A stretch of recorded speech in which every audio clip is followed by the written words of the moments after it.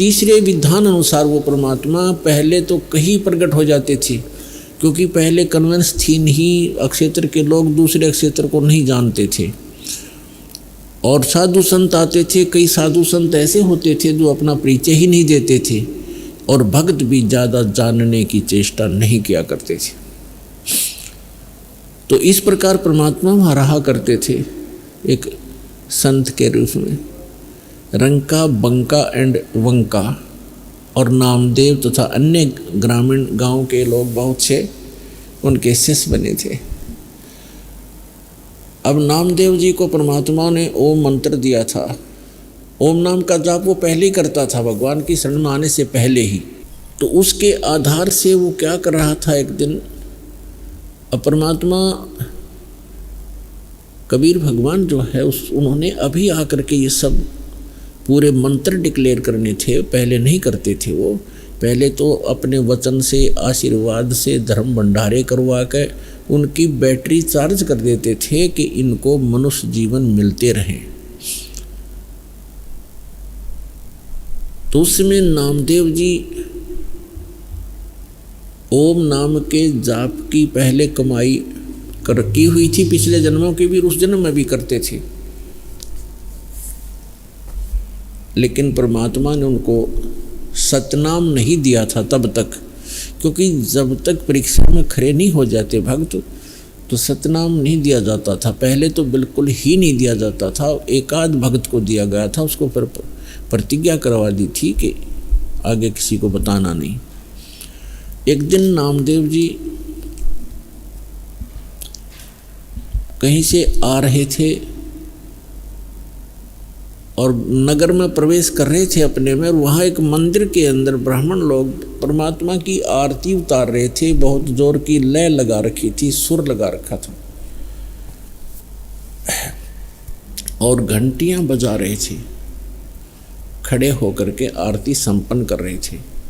नामदेव जी भी अपने पैर के जूते निकालकर और उन ब्राह्मणों के अंदर मंदिर में पहुंच गया और हाथ से जूतों से घंटी का काम कर रहा है। अब वहाँ पुजारी ने देखा, ब्राह्मण ने, कि एक छोटी जाति का समेत जूतों के हमारे बीच में आ गया है। पहले मंदिरों में छुआछूत बहुत ज़्यादा थी और जूता हाथ में हो फिर तो बहुत ही बुरा होता था। नामदेव जी को पकड़ के मंदिर के पीछे पटक दिया एकांत में कि तब तक आरती हो लेगी, इसको पीछे कर देते हैं पिछवाड़े में। परमात्मा ने वो मंदिर ही घुमा दिया। नामदेव की तरफ तो मंदिर का मुख हो गया, जैसे पड़े पड़े भी ऐसे अपने जूते बजा रहा था जैसे घंटी बजाते हैं, और पंडितों के पीछ की तरफ हो गया पीठ भगवान के मंदिर की। इतना कुछ होने के बाद भी उनके अकल में ठिकाना नहीं आई कि ये महापुरुष है और तुम फॉर्मेलिटी करते हो। जिस मंदिर को तुम सही मान रहे हो वही घूम गया, जिसके लिए फिर भी अकल ठिकाना नहीं आई। हम इतने अहंकारी और अज्ञानी व्यक्ति हो जाते हैं अपने स्वार्थवश। नामदेव की तरफ कोई ध्यान नहीं उन्हें रहा, बल्कि उसको उठाकर भगा दिया वहाँ से। अगले दिन क्या देखता है, नामदेव गया वहाँ रंका बंका की झोंपड़ी पर। उस दिन वो अकेली लड़की विराजमान थी घर पे। नामदेव ने पूछा, बहन कहाँ गए आपके माता पिता? बहन ने कहा कि वो लकड़ियाँ लेने गए हैं जंगल से भाई, लकड़ी बेच कर आएंगे फिर रोटी खाएंगे। तो आप क्या कर रहे हो? नामदेव ने पूछा, आप क्या कर रहे हो? लड़की ने बताया कि मैं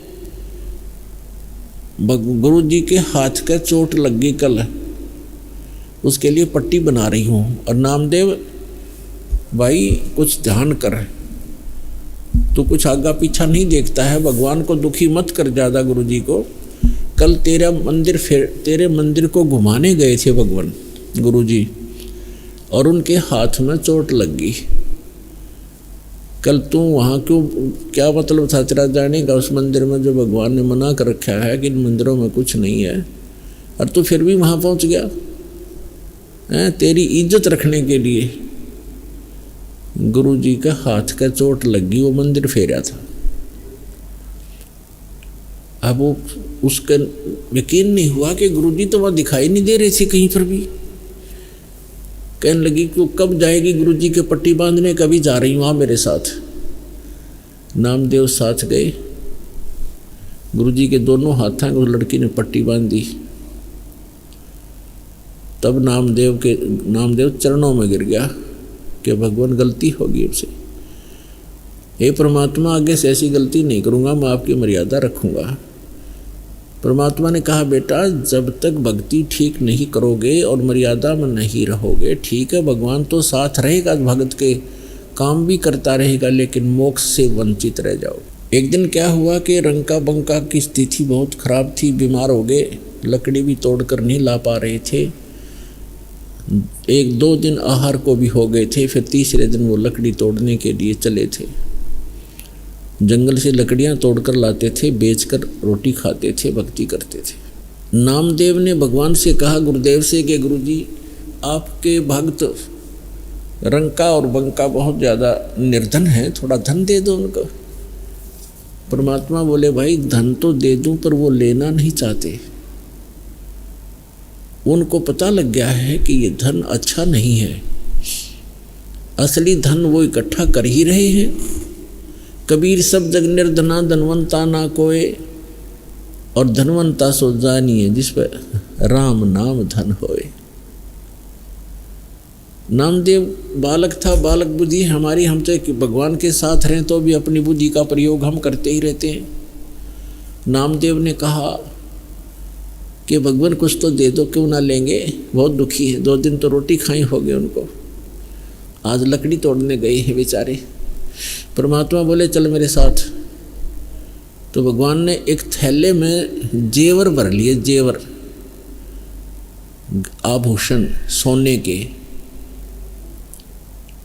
अच्छे 1 किलो 2 किलो के लगभग, और रंका बंका जंगल से लकड़ी तोड़कर आ रहे थे, रास्ते में डाल दिया।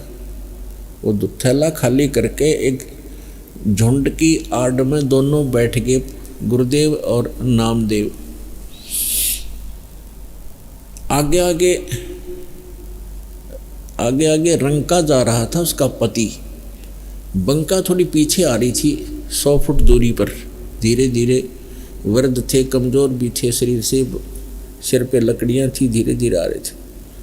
तो रंका ने पहले देखा सोना पड़ा है बहुत घना, पीछे देखा अपनी पत्नी की तरफ कि कहीं उसके मन में दोष ना आ जा, औरत को गहने बहुत प्रिय होते हैं।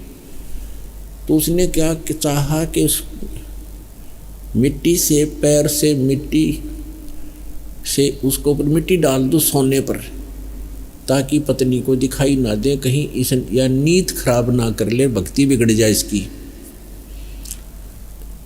अब उसकी पत्नी ने दूर से देखा कि पति खड़ा क्यों हो गया, क्या कर रहा पैर से, क्या दिक्कत आ गई उसको। तो उसने ध्यान से देखा कि तो सोने के ऊपर मिट्टी डाल रहा है। वह समझ गई, कहने लगी चलो जी चलो, क्यों मिट्टी पर मिट्टी डाल रहे हो, चलो चलो क्यों मिट्टी पर मिट्टी डाल रहे हो।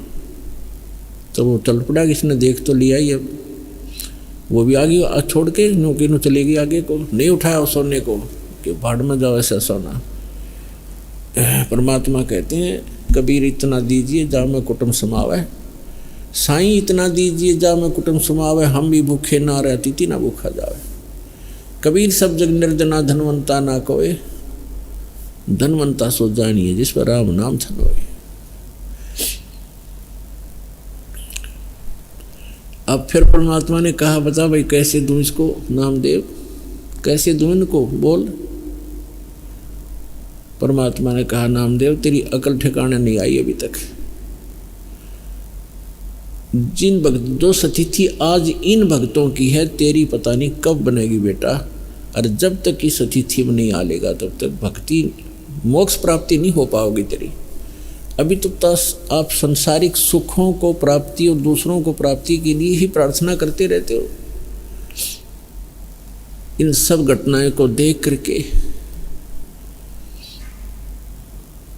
एक बार फिर, क्योंकि परमात्मा के साथ रहने से कुछ सिद्धियां, कुछ पूर्व जन्म की सिद्धियां हो जाती हैं।